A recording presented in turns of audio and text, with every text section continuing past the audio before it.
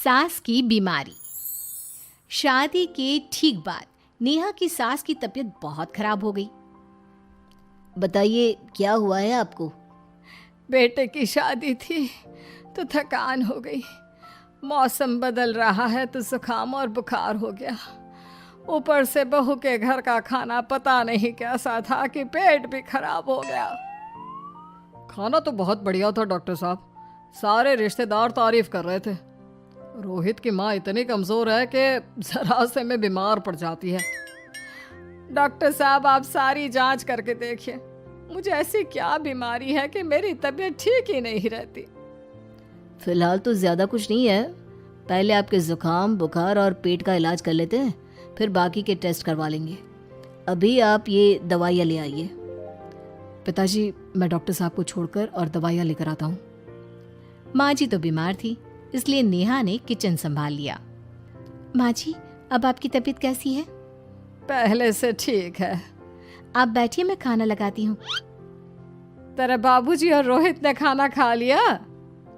रोहित तो टिफिन लेकर ऑफिस गए हैं माँ, और बाबूजी ने खाना खा लिया है। आप शुरू कीजिए। यह क्या, खाने में इतना तेल इतने मसाले? अरे अभी अभी तो तबीयत ठीक हुई है मेरी, तुम क्या मुझे वापस बीमार करना चाहती हो? नहीं माँ जी, ऐसा नहीं है। क्या हुआ? देखो ये बहू ने कैसा खाना बनाया है। खाना तो बहुत ही स्वादिष्ट था। अरे मैं ये खाना खाऊंगी तो बीमार हो जाऊंगी ना। ओह हाँ, बहू को अभी पता नहीं ना तुम्हारे बारे में, रोहित समझा देगा उसे। देख बहू, अच्छे से समझ लेना कि इस घर में कैसा खाना बनता है। हाँ माँ जी, मैं समझ लूँगी, लेकिन अभी आप कुछ तो खा लो। ये खाना खा लूंगी तो कल का खाना खाने के लिए बचूंगी भी नहीं। सास की बातें सुनकर नेहा उदास हो गई। उसने रोहित के घर आती ही उससे माँ जी के खाने के बारे में पूछा। आज माँ जी ने मुझे खाने के लिए बहुत बुरा भला कहा। माँ को मसालेदार और तेल घी वाला खाना सूट नहीं करता, वो बीमार पड़ जाती हैं। ऐसी क्या बीमारी है माँ जी को? पता नहीं, आज तक कई डॉक्टरों को दिखाया, कितने टेस्ट करवाए, लेकिन कोई बीमारी पकड़ में ही नहीं आई। नेहा को कुछ समझ में तो नहीं आया, लेकिन उसने अपनी सास के हिसाब का खाना बनाना सीख लिया। माँ जी आज तो खाना ठीक है ना? खाना तो ठीक है, लेकिन ये मुआ रेडियो क्यों चल रहा है इतनी तेज आवाज में? वो माँ जी मैं अकेले काम करते करते बोर हो रही थी ना, तो टाइम पास करने के लिए चला दिया। तेरा इस टाइम पास के चक्कर में मेरा सर दर्द से फटने लगा है। तेज आवाज से मुझे माइग्रेन हो जाता है। सॉरी माँ जी, मुझे पता नहीं था। तुम्हें जब तक सब पता चलेगा तब तक मैं तो भगवान के पास ही पहुंच जाऊंगी। नहीं नहीं, ऐसा मत कहिए ना माँ जी। अब मैं कहीं भूख से ही ना मर जाऊं। खाना मेरे कमरे में रख दो। बेचारी नेहा, उस दिन उसे बहुत दुख हुआ। नेहा तुम रो क्यों रही हो? आज माँ जी ने मुझे बहुत बुरा भला कहा, मैं तो सिर्फ रेडियो सुन रही थी। ओहो, तुम माँ की बातों का बुरा मत मानो, उन्हें तेज आवाज से सर दर्द होने लगता है, दर्द की वजह से बोल दिया होगा कुछ। लेकिन मुझे तो ये सब पता ही नहीं था ना, इसलिए बाबूजी ने मुझे पहले ही फोन करके सब कुछ बता दिया, और मैं तुम्हारे लिए ये हेडफोन लाया हूँ। अब तुम अपने गाने भी सुन सकती हो और माँ को परेशानी भी नहीं होगी। ये सिर्फ एक बात का हाल है, लेकिन माँ को तो हर चीज से परेशानी है। अब क्या कर सकते हैं, माँ बीमार ही इतनी रहती है। लेकिन माँ को ऐसी कौन सी बीमारी है? तुम्हें बताया तो था, किसी भी डॉक्टर को माँ की बीमारी समझ में नहीं आ रही। अब तुम भी ये सब सोचना छोड़ दो, ये हेडफोन लो और अपने पसंद के गाने सुनो। रोहित के गिफ्ट से नेहा की एक परेशानी तो दूर हो गई, लेकिन उसके मन में कई सवाल खड़े हो गए। आज मैं देर से उठाऊं या तुम जल्दी उठ गई? वो माँ जी को कल रात भर सर दर्द हुआ ना, तो जल्दी उठकर उनकी जगह मैंने पूजा कर दी। अरे वाह, अच्छा अच्छा, हे भगवान, ये किसकी करामत है?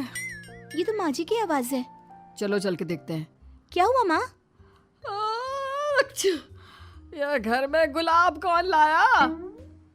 मुझे नहीं पता, मैं तो अभी उठा हूँ। माँ जी आप कल रात भर सो नहीं पाई, तो मैंने जल्दी उठकर पूजा पाठ किया। घर में फूल नहीं थे ना, तो मैं बाजार से गुलाब के फूल ले आई। नेहा, माँ को गुलाब के फूल की एलर्जी है। अब मुझे ये कैसे पता होगा?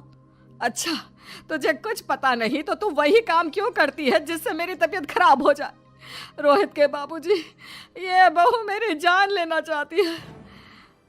माँ जी, मुझे ऐसा करके क्या मिलेगा? वो तो तुझे ही पता, लेकिन कुछ तो है। रोहित की माँ, बस करो। बेचारी बहू को कुछ पता ही नहीं है, बस इसलिए उससे गलती हो जाती है। जाओ तुम कमरे में। बहू, तुम रोहित की माँ का बुरा मत मानो। वो अपनी बीमारियों से इतनी परेशान है कि उल्टा सीधा बोल देती है। नहीं नहीं बाबूजी, मुझे बुरा नहीं लग रहा, मुझे चिंता हो रही है माँ जी की बीमारी की। ये बताइए कि माँ जी को ऐसी प्रॉब्लम्स कब से होने लगी? शादी के 6-7 महीने बाद से। बाबूजी, तब घर का माहौल कैसा था? अरे भरा पूरा परिवार था। मेरे बाबूजी, माँ, काका, काकी, मेरे दोनों बड़े भाई, दोनों भाभियाँ, दोनों के 2-2 बच्चे हैं, एक छोटा भाई और एक बहन। सब साथ रहते थे। इतना बड़ा परिवार? हाँ, मैं जब 10 साल का हुआ ना, तब पापा का ट्रांसफर यहाँ हुआ। उसके पहले तक तो हमारी जॉइंट फैमिली ही थी। और माँ जी किस चीज से बीमार पड़ जाती हैं? जब तेज गर्मी हो, ठंड हो या ज्यादा बरसात हो जाए। जब माँ ज्यादा थक जाए, जैसे दिवाली पर घर की सफाई या कोई फंक्शन हो, या ज्यादा मेहमानों के आने से घर का काम बढ़ जाए। तेज म्यूजिक, तेज लाइट या ऐसे कोई तेज स्मेल आ जाए। तो माँ जी की ये बीमारी ठीक हो सकती है। कैसे? सब पता चल जाएगा। आप कल माँ जी की टेस्ट रिपोर्ट लेने जाने वाले हो ना? हाँ। तो सुनिए क्या करना है। अगले दिन रोहित माँ जी की रिपोर्ट्स लेकर आता है। माँ, बाबूजी, नेहा। अरे क्या हो गया रोहित? माँ जी की रिपोर्ट आ गई है। कुछ सीरियस है क्या? जिसका डर था वही हुआ। अरे गोल गोल बातें मत कर, सीधी तरफ बता बेटा, क्या हुआ है मुझे? माँ, आपकी किडनी, लिवर सब फेल हो गया है। आपका दिल भी कमज़ोर हो गया है। डॉक्टर ने कहा है कि आपके पास सिर्फ 1 महीना बचा है। ये क्या बक रहा है? ऐसा हो ही नहीं सकता। मुझे लग ही नहीं रहा कि मैं इतनी बीमार हूँ। लेकिन माँ जी, रिपोर्ट झूठी तो नहीं हो सकती ना? हाँ, माँ को 20 साल की उम्र से बीमारी लग गई थी, लेकिन कोई डॉक्टर पकड़ नहीं पाया और अब ये बीमारियां बहुत ज़्यादा बढ़ गई हैं। हाँ रोहित की माँ, तुम्हें याद है शादी के 6 महीने बाद से तुम बीमार रहने लगी थी। अरे लेकिन वो अलग था, मुझे ऐसे कोई बीमारी नहीं हो सकती। ये तुम कैसे कह सकती हो माँ? हाँ, तुम उस वक्त बीमार पड़ी थी ना, और अब डॉक्टर भी यही कह रहे हैं, तो सच ही तो होगा। और आप तभी से बीमार ही तो रहती आई हैं। अरे लेकिन तब मैं बीमार थी ही नहीं। क्या मतलब? अरे तब मैं बीमारी का नाटक करती थी, मुझे कुछ नहीं हुआ था। ये क्या बोल रही हो? हाँ, घर में इतने सारे लोग थे और सबसे छोटी बहू मैं थी, तो सारा काम मुझे करना पड़ता, इसलिए काम से बचने के लिए मैं नाटक करने लगी। लेकिन आपको अभी भी वही बीमारियां होती है ना माँ? हाँ, अगर नाटक था तो ये प्रॉब्लम तुम्हें अभी क्यों होती है? इसका जवाब मैं देती हूँ। माँ जी कई महीनों तक नाटक करती रही, इसलिए इनके दिमाग ने धीरे धीरे इस झूठ को सच मान लिया और इनका दिमाग उन बीमारियों का एहसास कराने लगा। हैं? ऐसे भी होता है क्या? हाँ माँ जी, इसे प्लेसिबो इफेक्ट कहते हैं। जब आप बात बात पर बीमार पड़ने लगी तो मैंने अपने मामा से बात की जो एक साइकोलॉजिस्ट है। उन्होंने बताया मुझे। तो ये रिपोर्ट्स?